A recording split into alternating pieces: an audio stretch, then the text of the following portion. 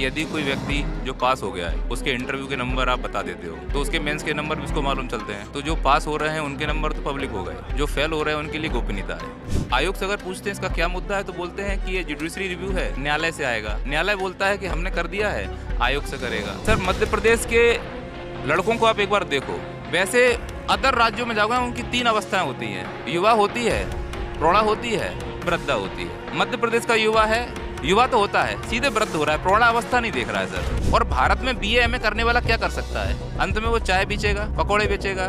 मतलब राजनीति सबके लिए बहुत जरूरी है, पर छात्र जरूरी नहीं, क्योंकि छात्र किसी का वोट बैंक है नहीं। उन्हें पता रेवड़ी बांटेंगे, कभी लाडली बहना दे देंगे, कभी किसान सम्मान निधि दे देंगे किसान, और हमारा वोट आ जाएगा। पुलिस क्या है, वेट एंड वॉच की रणनीति अपना रही है। उन्हें लगता है जैसे संख्या बल कम होगा हमारे लिए थोड़ा सा लाठी चार्ज करना आसान होगा। अभी संख्या बल सैकड़ों हजारों में। दिल्ली में बैठ के तैयारी करते हैं ना, तो सभी अपने अपने आयोग की तारीफ करते हैं। मध्य प्रदेश के लिए बोलते हैं ना कि मध्य प्रदेश का आयोग ना सस्ता नशा करता है। 700 प्लस पोस्ट और जो मेंस की कॉपी है वो पब्लिक की जाए। आप लिखित दे दीजिए, हम ये आंदोलन अभी खत्म कर। मैं मेरे मम्मी पापा से झूठ बोलकर आई हूँ यहाँ पर।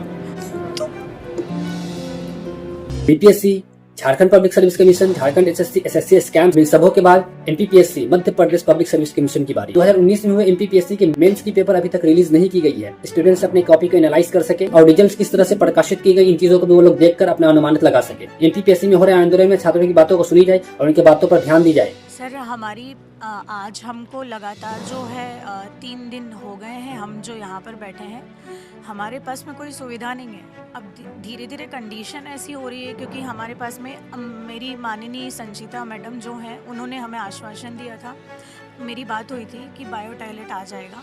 मॉर्निंग में मैम का फ़ोन आया, हो सकता है उनको कोई काम होगा तो मैम किसी ज़रूरी काम से बाहर चले गए, तो उन्होंने किसी और को प्रभार दिया था। उनका नाम मुझे एग्जैक्ट याद नहीं है, उन्होंने मुझे नंबर दिया था उनका, मैं अभी आपको बता दूँगी। तो उन्होंने बोला कि हम 1 घंटे में करवा रहे हैं और फिर उसके बाद उन्होंने ये बोल दिया कि मैम मतलब 3 4 5 बार करा हमने, क्योंकि लड़कियां धीरे धीरे ज़्यादा हो रही थी। किसी के भी घर में अगर हम जाएंगे यूज़ करने, पीछे एक घर है, मैंने वहाँ परमिशन ली, हर जगह लिया। एक मतलब बोलना चाहिए टीन के जिसकी दरवाज़ा बंद नहीं होता, हमने वहाँ पर भी जाकर बात करी। वहाँ पर बॉयज़ रहते हैं सर। इवन कल रात में 2 लड़के ड्रिंक करे हुए थे, हमने वहाँ पर भी गए, लेकिन हमको ये था कि नहीं, हमको बैठना है क्योंकि हमारे लिए कोई इंसान आमरण अनशन कर रहा है, आगे आ रहा है। पहली बार हमको ऐसा हुआ है कि मौका मिला है। सब 30 साल की लड़कियाँ हो रही हैं।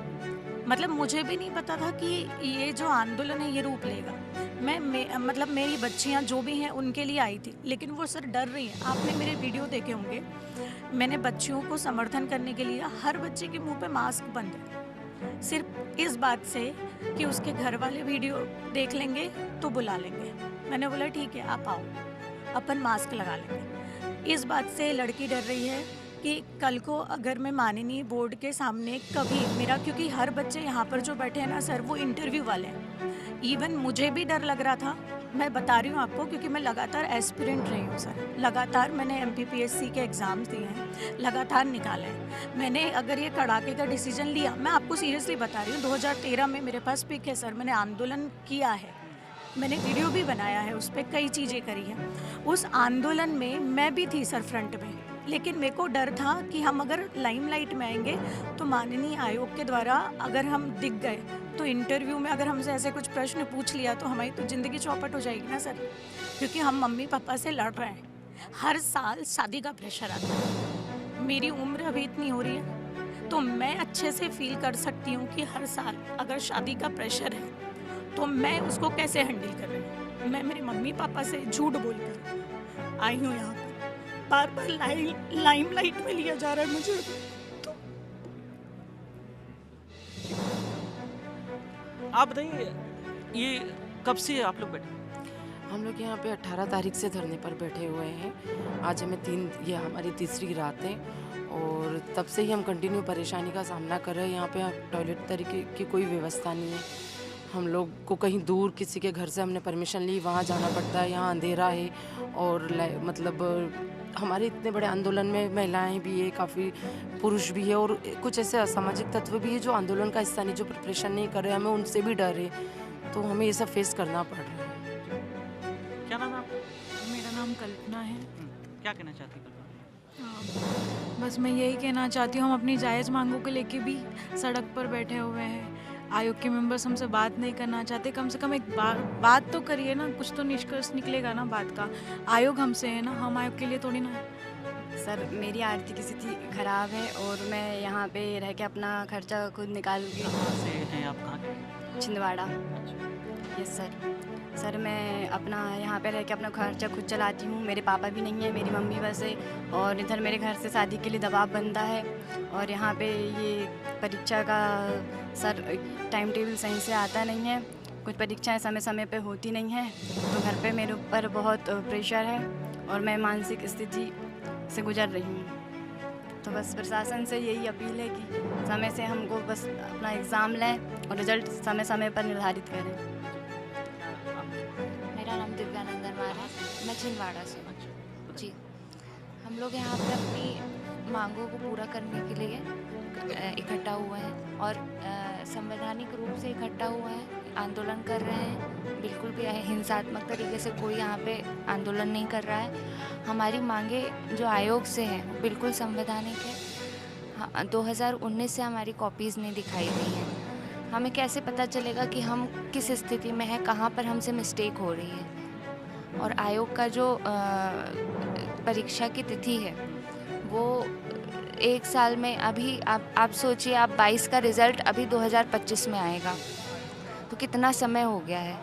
हमारे साथ साथ पारिवारिक दबाव तो है ही, साथ साथ हम लोग मानसिक दबाव को भी झेल रहे हैं कि कब क्या होगा, कोई वो नहीं है। जी बताइए, क्या नाम है? रिंकू मीना। मतलब तीसरी रात होने वाली है और तापमान भी काफ़ी गिरा है, दिसंबर का महीना है। जैसे जैसे रात होती जाती है ठंड बढ़ती जाती है। यहाँ पे उन्होंने बोला था कि जनवरी में वो अध्यादेश जारी करेंगे, तो कब करेंगे? आप लिखित में दे दो। अध्यादेश तो जारी होते ही रहते हैं, वो कहते रहते हैं कि ये करेंगे वो करेंगे, लेकिन वो करते कुछ भी नहीं है। हमें लिखित में दे दो, हमारी मांगे बिल्कुल संवैधानिक है, हमें सारी मांगे मान ली जाए। हमारी जो है 700+ पोस्टें हैं और जो कॉपी चेक करने वाली है कि कॉपी दिखाई जाए, हमारी टाइम पे रिजल्ट जारी किया जाए, ये सारी मांगे हमारी लिखित में हमें दे दी जाए, हमारा आंदोलन हो जाएगा सफल। घर वालों से बात होती होगी अभी इन 3 दिनों में? क्या आना पड़ता है कि फ़ोन मत लगाना कि हम आंदोलन में जा रहे हैं, उठा नहीं पाएंगे, बस ऐसा ही है। चिंता रहती होगी? हाँ रहती है, घर वालों को चिंता रहती है कि रात में बाहर है, ठंड भी बहुत है, अभी कोई सुन भी नहीं रहा है। 3 दिन हो गए अभी तक, बस हमें लिखित में दे दे, हो जाएगा। कैसे सुनेंगे ये लोग? बस जब तक नहीं सुनेंगे बैठे हैं यहाँ पर, कभी तो और आयोग इन तमाम खबरों पर इन्वेस्टिगेशन करे, कहां पर किस तरह से फ्रॉड हुए हैं, नहीं हुए हैं, पेपर लीक कहां से हो रहे थे, अभी तक मेंस के आंसर शीट क्यों अपलोड नहीं किए गए, बच्चे एनालाइज क्यों नहीं कर पा रहे। इन तमाम चीजों पर आयोग को ध्यान देना चाहिए और रिलीज करवाने चाहिए, ताकि आंदोलन हमारे इंडिया के हर किसी न किसी कोने में हो रही स्टूडेंट्स को लेकर, स्टूडेंट के साथ साथ टीचर इन आंदोलन में घुस कर रहे हैं, जिससे स्टूडेंट्स की पढ़ाई भी बर्बाद हो रही है। मेरी कोचिंग का नाम है नैया पार और छात्रों की मांग है जो मध्य प्रदेश लोक सेवा आयोग एग्ज़ाम कंडक्ट कराता है, उसको लेकर छात्रों ने 5 मांगें रखी हैं। पहली मांग है मुख्य परीक्षा की कॉपी को पब्लिक किया जाए, लेकिन बदले में कोई चार्ज ना लिया जाए। 2019 के बाद से किसी भी कॉपी को पब्लिक नहीं किया गया। उसके नुकसान ये हो रहे हैं कि अगर कोई बच्चा मेंस देता है और मान लो उसका पहला मेंस क्लियर नहीं हुआ, तो दूसरे मेंस में उसने क्या गलतियाँ की हैं उसको पता नहीं चल पा रहा है, जिसकी वजह से वो उतना अच्छा परफॉर्म नहीं कर पा रहा है। तो बच्चों की मांग ये है। क्या दिया जा रहा है 2019 से जो कॉपियाँ नहीं दिखाई जा रही, क्या गोपनीयता का रीज़न दिया जा रहा है। आयोग का अगर कोई मेंबर आकर बात करे तो मैं गोपनीयता का भी तर्क बता दूं कि यदि कोई व्यक्ति जो पास हो गया है उसके इंटरव्यू के नंबर आप बता देते हो तो उसके मेंस के नंबर भी उसको मालूम चलते हैं। तो जो पास हो रहे हैं उनके नंबर तो पब्लिक हो गए, जो फेल हो रहे हैं उनके लिए गोपनीयता है। तो ये बात तो गले से नीचे उतर ही नहीं रही ना। सामने बैठ के बात करें तो दूध का दूध और पानी का पानी हो। बंद कमरे में बात होती है, उनके हिसाब से बात होती है और बाकी इल्ज़ाम लगाया जाता है कि बात हो रही है लेकिन बच्चे मान नहीं रहे हैं। अच्छा, तो पहली मांग है कि 2019 के बाद से जो कॉपियाँ नहीं दिखाई जा रही वो कॉपियाँ दिखाई जाए और उसके पैसे ना लिए जाएं स्टूडेंट से। मैं कह रहा हूँ पैसे ले लो, लेकिन 2019 से पब्लिक ही नहीं की गई, उसका फिजिकल कॉपी हाथ में दिया जाए। और इससे पहले भी दिखा रहे हैं तो बच्चे को बंद कमरे में बुलाते हैं, आप एक नज़र से देख लीजिए क्या पॉसिबल है। एक नज़र में बच्चे अपनी गलतियों को 6 सब्जेक्ट होते हैं उनको वो रिकॉल कर पाए, नहीं है पॉसिबल। तो इसमें पारदर्शिता लाई जाए। एक जायज़ मांग है और इसके लिए छात्र अगर धरने पर बैठ रहे हैं सर, 48 घंटे होने को आए हैं, 80 मीटर की दूरी पर हैं अध्यक्ष, एक बार मिलने की भी उन्होंने जिम्मत नहीं उठाई कि चलो कम से कम मिल तो लेते हैं, एक बार चीज़ों को समझ तो लेते हैं। और जिला प्रशासन, पुलिस प्रशासन हमसे ऐसा व्यवहार कर रहा है कि हम छात्र ना हुए, अपराधी हो गए। और अब तो लग रहा है कि इस भारत में छात्र होना अपराधी है और मैं उस अपराधी का मुखिया हूँ। तो छात्रों के साथ जो भी होने वाला है पहले हम लोग के साथ कर दो, और हो रहा है। आगे पीछे किसी प्रकार की कोई सहायता नहीं मिल रही है, जो भी है आप ही लोग सपोर्ट कर रहे हैं सर। और बताइए, और मांग क्या है? ये 87-13 वाला क्या है? 87-13 आरक्षण का मुद्दा है। अब ये आरक्षण का मुद्दा इतना पेचीदा है कि आयोग को भी समझ में नहीं आ रहा है। आयोग से अगर पूछते हैं इसका क्या मुद्दा है तो बोलते हैं कि ये जुडिशरी रिव्यू है, न्यायालय से आएगा। न्यायालय बोलता है कि हमने कर दिया है, आयोग से करेगा। तो अब सामने बैठ के अगर चर्चा हो, खुले मंच पर चर्चा हो कि ये मुद्दा क्या है, आयोग को अगर समझ में आएगा तो आयोग हमें समझाएगा, और हमें समझ में आएगा तो हम आपको समझाएंगे। तो ये पेचीदा मुद्दा फंसा हुआ है, जबकि न्यायालय की तरफ से ऐसी कोई रोक नहीं है। अगर उस रोक को हटाया जाए तो जितने भी मध्य प्रदेश के रिजल्ट रुके हुए हैं वो सब आ जाएंगे। अच्छा, इसमें भी मैं ये कह रहा हूँ कि 87 और 13 मुद्दा छोड़ दीजिए, आप उसके रिजल्ट को जब तक होल्ड करना है कर लीजिए। छोटी सी मांग है कि जो 13% लोग जिन्हें तुमने प्रावधिक में डाल दिया, उनके मार्क्स बता दीजिए कौन कितने लाया है। इसमें तो है आयोग का बस। बोलते हैं तो बोलते हैं आप मेरे लॉयर से बात कर लो, बोलते हैं कि ये तो एक प्रोसेस है जो चलेगा। सर 2019 का प्रोसेस 2024 तक चल रहा है। क्या सोच रहे हो कि आप कुंभ का दर्शन कराने के बाद, सर सरकारें बदल रही हैं। मैं सुबह एक मिला था, एसीपी साहब बड़े दर्द से बोल रहे थे कि मैं कार्यवाहक एसीपी हूँ। कार्यवाहक कहने का मतलब है कि किसी टीआई को वो पद दिया गया है, यानी पद खाली है सर। मध्य प्रदेश में रिटायरमेंट की एज बढ़ाई जा रही है। सर सोचनीय है, जो राज्य विकासशील राज्यों की तुलना में आ रहा है वो 100 पद निकाल रहा है। बिहार गरीब राज्य है सर, 200 तो डीसी निकाल दिए सर उसने। जितना हम मध्य प्रदेश में पूरा निकालते हैं ना सर, उतना तो अकेला डीसी निकाल रहा है। तो इससे अच्छा हम गरीब राज्य का हिस्सा होते तो हमें बड़ा गर्व होता। विकसित राज्य का हिस्सा होना हमारे लिए बड़ा दुखदाई है सर। तो ये समस्या है जो है। ये इंटरव्यू की एक बात चल रही है कि 185 नंबर का इंटरव्यू कर दिया गया है, उसको घटाने की। देखिए सर, वो 12.5% का दिया है, अगर आप उसका एवरेज देखेंगे तो 12.5% ही निकल रहा है। मेरा ये कहना है कि मेंस का जो रिटर्न होता है आप उसकी पारदर्शी प्रक्रिया कर दो, और मेंस के जो नंबर हैं वो सार्वजनिक कर दो। इंटरव्यू है उसमें नंबर कम होगा, धांधली होने के चांसेस कम होंगे। लेकिन आयोग ने इस बार इंटरव्यू में पर्ची वाला कॉन्सेप्ट रखा है कि किसका बोर्ड होगा ये पर्ची तय करेगी।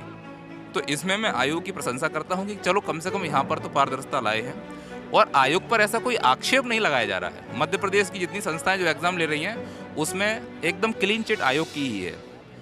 नाराजगी सिर्फ उनकी प्रक्रिया से है और लेट लतीफ़ी सी है। अच्छा, इन सब में एक तैयारी करने वाला स्टूडेंट कहाँ पिस रहा है? क्या उसका हर साल दर साल क्या समस्या है? सर मध्य प्रदेश के लड़कों को आप एक बार देखो, वैसे अदर राज्यों में जाओगे उनकी 3 अवस्थाएं होती हैं, युवा होती है, प्रौढ़ा होती है, वृद्धा होती है। मध्य प्रदेश का युवा है, युवा तो होता है, सीधे वृद्ध हो रहा है, प्रौढ़ा अवस्था नहीं देख रहा है सर। आप इस बात को समझिएगा, इनके दर्द को समझिएगा। जिस प्रकार की संरचना है सर मानसिक प्रताड़ना से गुजर रहे हैं। और माननीय डॉक्टर मोहन यादव जी की सरकार बहुत पढ़े लिखे मुख्यमंत्री हैं, और पढ़े लिखे को इशारा काफ़ी है। मेरा ये विश्वास है कि कल जब वो आएंगे मध्य प्रदेश के विजिट पर, उनको अगर भनक लग गई कि छात्र यहाँ पर बैठे हुए हैं, अपना वो दौरा छोड़कर पहले वो छात्रों से मिलेंगे। ये मुझे पूर्ण भरोसा है। उन्हें मालूम है कि छात्र पहले है, बाकी काम बाद में। शायद अभी हमारा मैसेज उन तक पहुंचा नहीं है, आपके जरिए पहुंचेगा निश्चित तौर पर सर। आखिर भारत में कब फ्री एंड फेयर एग्जाम होंगे, कब फ्री एंड फेयर रिजल्ट्स आएंगे, कब फ्री एंड फेयर पेपर का एनालाइज किया जाएगा, कब free and fair cut off जारी किए जाएंगे, आखिर गवर्नमेंट इन सब चीजों पर कब ध्यान देगी, स्टूडेंट्स के ऊपर कब रुझान देगी अपनी? आपकी क्या राय है इन तमाम खबरों पर? अपनी राय कमेंट बॉक्स में जरूर दें। मिलते हैं नेक्स्ट एपिसोड में नेक्स्ट कंटेंट के साथ, तब तक के लिए जय हिंद।